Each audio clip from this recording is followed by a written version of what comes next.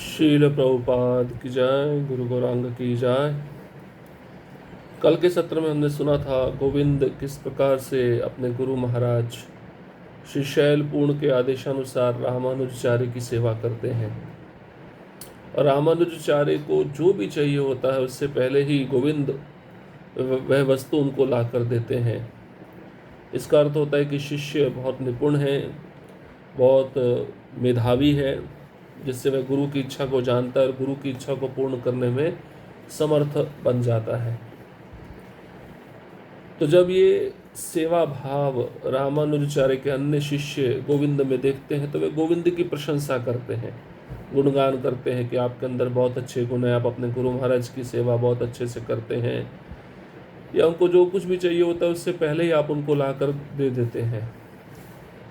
तो इन गुणों की प्रशंसा जब वे शिष्य कर रहे होते हैं तो गोविंद कहते हैं, वास्तव में मैं इस यश का पात्र हूँ, मैं प्रशंसा के योग्य हूँ, मेरे अंदर जो भी अच्छे गुण हैं आप उनका गुणगान कर रहे हैं, बहुत अच्छा है। तो एक भक्त के मुख से अपना ही गुणगान सुनकर रामानुजाचार्य के शिष्य बहुत आश्चर्य में पड़ जाते हैं और ये बात रामानुजाचार्य जी को जाके बताते हैं। तो रामानुजाचार्य गोविंद को बुलाकर उपदेश देते हैं कि कभी भी किसी भक्त को अपने गुणों पर अभिमान या गर्व नहीं होना चाहिए।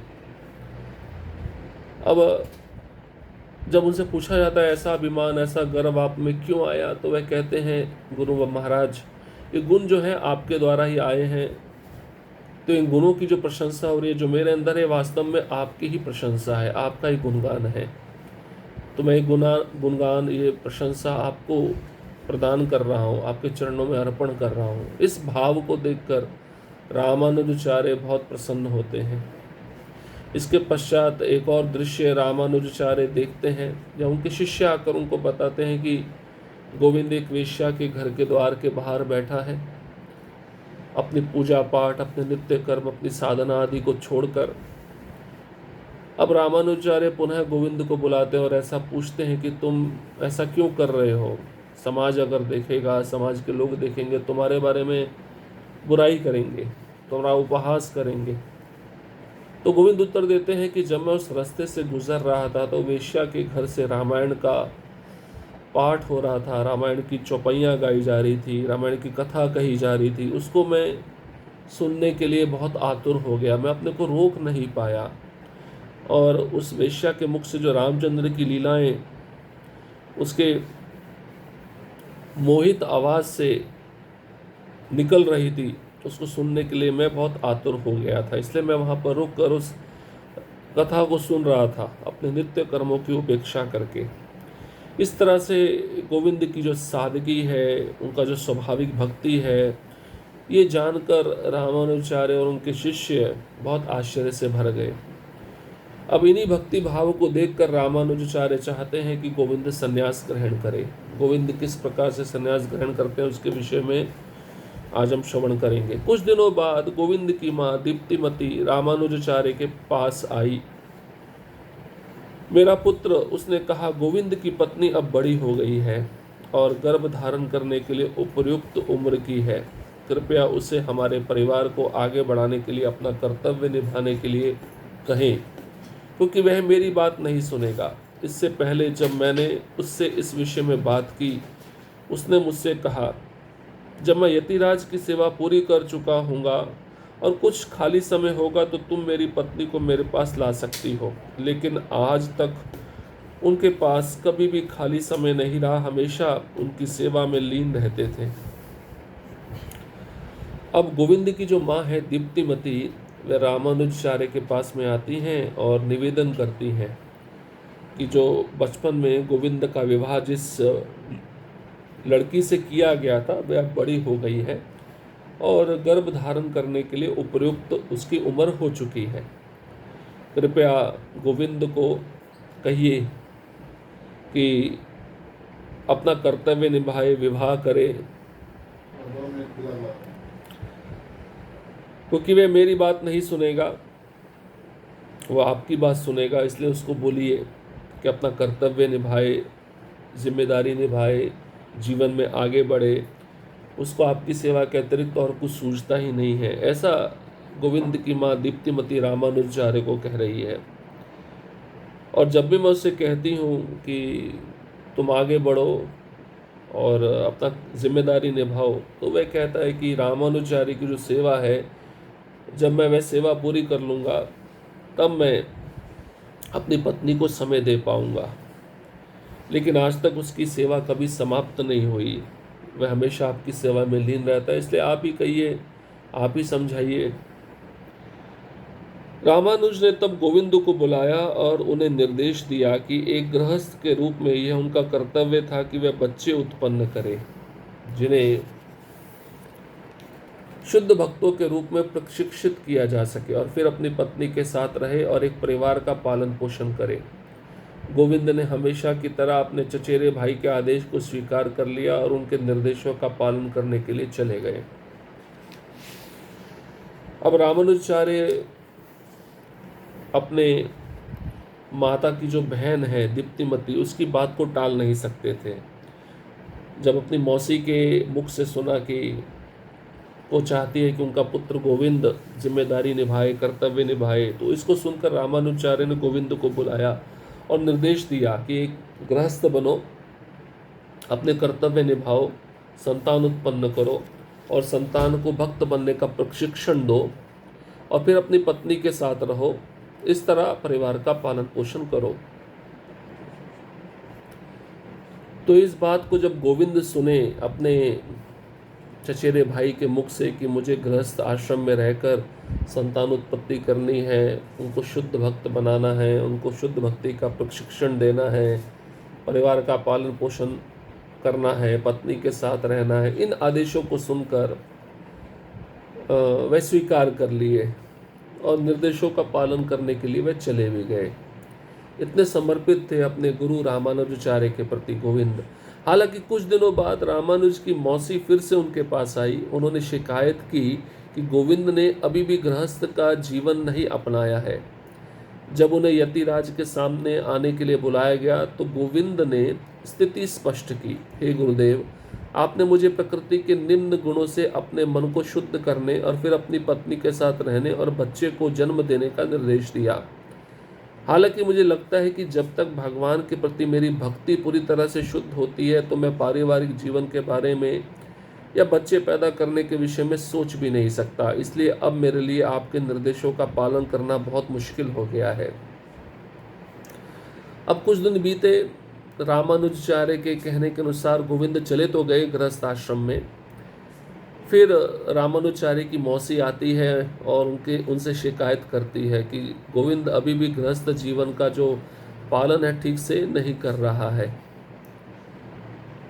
तो रामानुजाचार्य के सामने जब गोविंद को बुलाया जाता तो गोविंद अपनी बात रखते हैं, अपनी स्थिति को स्पष्ट करते हैं। वे कहते हैं, आपने मुझे प्रकृति के जो निम्न गुण हैं, रजोगुण तमोगुण, उससे ऊपर उठाकर मन को शुद्ध किया और फिर आपने बोला कि पत्नी के साथ रहो, संतानोत्पत्ति करो। इस प्रकार के आदेश मुझे आपने दिए। अब गोविंद कहते हैं, मुझे लगता है कि जब तक भगवान के प्रति मेरी भक्ति पूरी तरह से शुद्ध नहीं हो जाती तो मैं पारिवारिक जीवन के बारे में या संतानोत्पत्ति करने के विषय में सोच भी नहीं सकता। मतलब जब तक मैं शुद्ध भक्त नहीं बन जाता तब तक मैं गृहस्थ आश्रम में भी जा नहीं सकता हूँ। इसलिए मेरे लिए अब आपके निर्देशों का पालन करना बड़ा मुश्किल हो गया है, मेरे से नहीं हो पा रहा है। जब उन्होंने गोविंद की अधीनता सुनी तो रामानुजाचार्य कुछ समय के लिए चुप हो गए। फिर उन्होंने कहा, गोविंद, जब मैं आपके मन की स्थिति को समझता हूँ तो मैं समझता हूँ कि तुम्हें तुरंत संन्यास लेना आपका कर्तव्य है, क्योंकि एक व्यक्ति को जीवन की स्थिति के अनुसार नियमों को स्वीकार करना चाहिए और उसके लिए सबसे उपयुक्त है, ये शास्त्रों का आदेश है। जैसा कि आपने इंद्रियों पर पूर्ण महारत हासिल कर ली है, आप सन्यासी होने के लिए बिल्कुल तैयार हैं। गोविंद अपने चचेरे भाई की बातें सुनकर बहुत खुश हुए और उनके चरणों में गिर गए। अब गोविंद का प्रेम रामानुजाचार्य के प्रति इतना था कि वह उस बात को कभी भी टाल नहीं सकते थे जो रामानुजाचार्य उनको कहते थे। अब गोविंद की बात जब रामानुजाचार्य ने सुनी तो वह चुप हो गए। लेकिन रामानुजाचार्य कहते हैं, गोविंद, मैं आपके मन की स्थिति को समझता हूँ। आपने अपनी इंद्रियां, मन को इतना नियंत्रित कर लिया है कि तुम्हें अब संन्यास ले लेना चाहिए। हर व्यक्ति के जीवन की जो स्थिति होती है उसके अनुसार उसको नियमों का पालन करना चाहिए, और सबसे अच्छा आदेश उसके लिए यही है। जैसे ही गोविंद ने सुना कि मेरे गुरु महाराज रामानुजाचार्य मुझे संन्यास लेने के लिए कह रहे हैं और मैंने इंद्रियों पर पूर्ण महारत हासिल कर ली है और संन्यास लेने के लिए अब मैं संन्यास लेने के लिए बिल्कुल तैयार हो गया हूँ, तो गोविंद जब ये बातें सुने अपने चचेरे भाई के मुख से तो वे बहुत प्रसन्न हुए, उनके चरणों में गिर गए। दीप्तिमती की अनुमति से यतिराज ने बिना देर किए समारोह की व्यवस्था करना शुरू कर दिया। पवित्र अग्नि की उपस्थिति में गोविंद को दंड और कमंडल प्रदान किए गए और इस तरह वे वैष्णव सन्यासी बन गए। उनकी आंखों में तीक्ष्ण गुणों और परमानंद के अश्रु के साथ उनके शुद्ध रूप ने समारोह में उपस्थित सभी लोगों के मन को आकर्षित किया। तो दीप्तिमती की अनुमति से इसका अर्थ हुआ, गोविंद की जो माँ थी दीप्तिमती, उन्होंने भी अनुमति दे दी कि तुम संन्यास ले सकते हो। यतिराज रामानुजाचार्य ने बिना देर किए एक समारोह का व्यवस्था शुरू किया जिसमें गोविंद को संन्यास दिया जाना चाहिए था। पवित्र अग्नि की उपस्थिति है, गोविंद को दंड धारण कराया गया, कमंडल प्रदान किया गया। इस तरह वह वैष्णव सन्यासी दीक्षा के द्वारा रामानुजाचार्य ने उनको प्रदान किया। अब गोविंद की आंखों में परमानंद के आंसू बह रहे थे और उनके शुद्ध रूप ने समारोह में उपस्थित सभी लोगों के मन को आकर्षित कर लिया। स्वाभाविक है, जिस भक्त की भक्ति दिव्य होती है, जिस उसके अंदर दिव्य गुण होते हैं और वह दिव्य गुणों के द्वारा वहाँ के लोगों को आकर्षित कर पाता है। और दिव्य गुण कैसे आते हैं? साधना करके, तपस्या करके, गुरु के आदेशों का पालन करके दिव्य गुण आते हैं।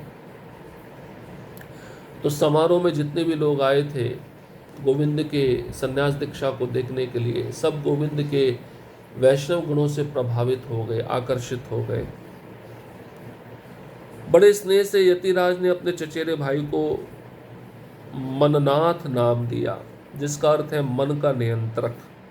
एक ऐसा नाम जिसे उनके अपने शिष्यों ने उन्हें संबोधित करने के लिए इस्तेमाल किया था। गोविंद ने खुद को अपने गुरु के समान नाम धारण करने के अयोग्य समझकर इस नाम को स्वीकार करने से इनकार कर दिया।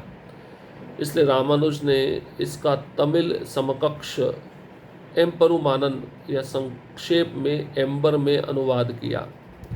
बाद में जब रामानुज ने जगन्नाथपुरी में एक आश्रम की स्थापना की तो उन्होंने अपने चचेरे भाई के सम्मान में इसका नाम एम्बर मठ रखा। तो अब रामानुजाचार्य को भी बड़ा प्रसन्नता है। दीक्षा के समय गुरु जो होते हैं नाम देते हैं, और इस संन्यास दीक्षा के समय भी गुरु के ऊपर निर्भर होता है कि वे नाम वही रखें या नाम को बदल दें। तो रामानुजाचार्य ने यतिराज होते हुए गोविंद का नाम रखा मननाथ, जिसका अर्थ होता है मन का नियंत्रक, मन को नियंत्रण करने वाला। और एक ऐसा नाम मननाथ जिसे उनके अपने शिष्यों ने उन्हें संबोधित करने के लिए इस्तेमाल किया था। गोविंद ने जब ये नाम सुना तो गुरु के सम्मान नाम धारण करने के अयोग्य समझकर इस नाम को स्वीकार करने से इनकार कर दिया। तो गोविंद ने कहा कि ये नाम मैं स्वीकार करने के योग्य नहीं हूँ, क्योंकि ये गुण मेरे अंदर नहीं है, इसलिए इस नाम को मैं स्वीकार नहीं कर सकता। अपने को अयोग्य समझे गोविंद, जबकि मन पे पूर्ण नियंत्रण था। तो एक वैष्णव की विनम्रता ऐसी होती है कि उसके गुण के अनुसार उसको जब नाम दिया जाता है वह ऐसा सोचता है कि गुण मेरे अंदर है ही नहीं, इसलिए वह इस नाम को कभी कभार स्वीकार करने के लिए अपने को अयोग्य समझता है। इसलिए रामानुज इसका तमिल समकक्ष, इसका समान रूप से नाम एक और तमिल में बोला जाता है एम्परुमानन, उसका संक्षेप में एम्बर अनुवाद किया। इसलिए बाद में रामानुजाचार्य जब जगन्नाथपुरी में एक आश्रम की स्थापना किए, एक मठ की स्थापना किए, तो उन्होंने उस मठ का जो नाम है अपने चचेरे भाई के सम्मान में उसका नाम एम्बर मठ रखा। तो ये एम्बर मठ आज भी जगन्नाथपुरी में है, जो रामानुजाचार्य स्थापित किए थे। इस प्रकार से गोविंद को सन्यास आश्रम में स्वीकारा गया, उनको दीक्षा दी गई। तो वैष्णव स्थिति के अनुसार, वैष्णव स्थिति के अनुसार जो सन्यासी होते हैं उनको 3 दंड धारण करना पड़ता है। एक दंड होता है मन से, एक होता है शरीर से, एक होता है वाणी से। तीनों प्रकार के साधनों को भगवान कृष्ण की सेवा में लगाकर इस प्रकार से व्यक्ति वैष्णव संन्यास ग्रहण कर सकता है। मनसा वाचा कर्मणा, इसका अर्थ होता है कि वह पूरी तरह से भगवान को समर्पित है, शरणागत है और गुरु के आदेशों का पालन तत्परता पूर्वक पालन करने के लिए तैयार है।